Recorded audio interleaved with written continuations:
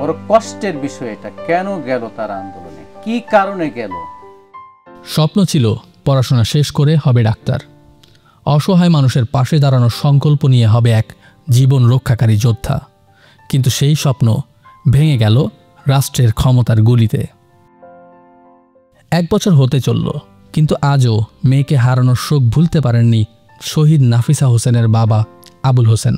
আমার মেয়েটার স্বপ্ন ছিল যে সে একজন ডাক্তার হবে, সে দেশের মানুষের সেবা করবে, সে বিদেশে গিয়ে লেখাপড়া করবে।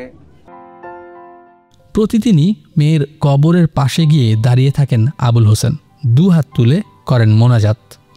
ওপারে যেন ভালো থাকে আদরের মেয়ে।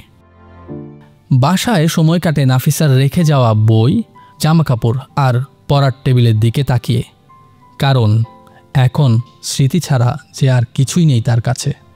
জুলাই সোসাইটির মাধ্যমে যে প্রোগ্রামটা হয়েছে, সেই প্রোগ্রামে একজন উপদেষ্টাও সেখানে আসে নাই। এই না আসাটা আমরা মনে করি যে আমাদের শহীদ পরিবারদের জন্য একটা দুঃখজনক ব্যাপার। সেদিন 2024 সালের 5ই আগস্ট অনেক বুঝিয়েছিলেন মেয়েকে যেন রাজপথে না যায়, কিন্তু সবার চোখ ফাঁকি দিয়ে টঙ্গীর এরশাদনগর থেকে সাভারে মামার বাড়িতে বেড়াতে গিয়ে নাফিসা অংশ নেয় সরকার পতনের আন্দোলনে, আর সেখানেই পুলিশের গুলিতে শহীদ হয় নাফিসা আক্তার মারোয়া। নাফিসার বাবা আবুল হোসেনের বুকে তাই আজও বুক ভরা কষ্ট, আর সেই কষ্টের মাঝে চাপা অভিমান যে এই নাফিসা এবং নাফিসাদের সাথে যারাই শহীদ হয়েছে, কেন তারা আন্দোলনে গেল, বড় দুঃখের বিষয় এটা। নাফিসার বই, ছাতা, পড়ার টেবিল আজও যত্ন করে রেখেছেন বাবা আবুল হোসেন। তার আজও মনে হয় হঠাৎ দরজায় কড়া নাড়বে নাফিসা, বলবে, বাবা আমি এসেছি। আবুল হোসেনের মনে গেঁথে আছে আরও এক আক্ষেপ। যারা নাফিসাদের রাজপথে নামার ডাক দিয়েছিল, তারাই পরে যখন রাজনীতির মাঠে নতুন দল গড়ল, তখন মনে হয়েছে আগে যদি জানতেন হয়তো মেয়েকে আন্দোলনে যেতেই দিতেন না।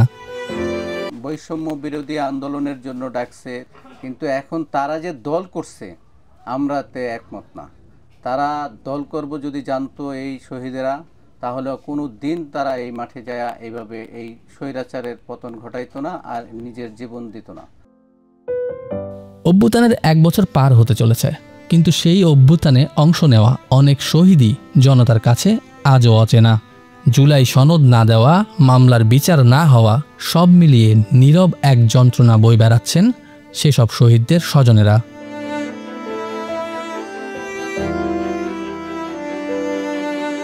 আবুল হোসেনের জীবন হয়তো এখন কেবল পার করার নাম, তবু একটা দাবি প্রায়ই তার মনে উকি দেয়, রাষ্ট্র যেন জুলাই আন্দোলনের শহীদ ও আহতদের প্রাপ্য সম্মানটা দেয়।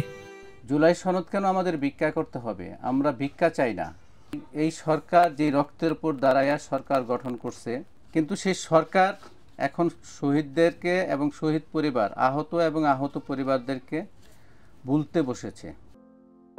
নাফিসার গল্প কেবল একটি পরিবারের শোক নয়, এটি একটি প্রজন্মের স্বপ্নের গল্প, আর সেই স্বপ্ন থেমে যাওয়া মানেই হাজারো সম্ভাবনার মৃত্যু।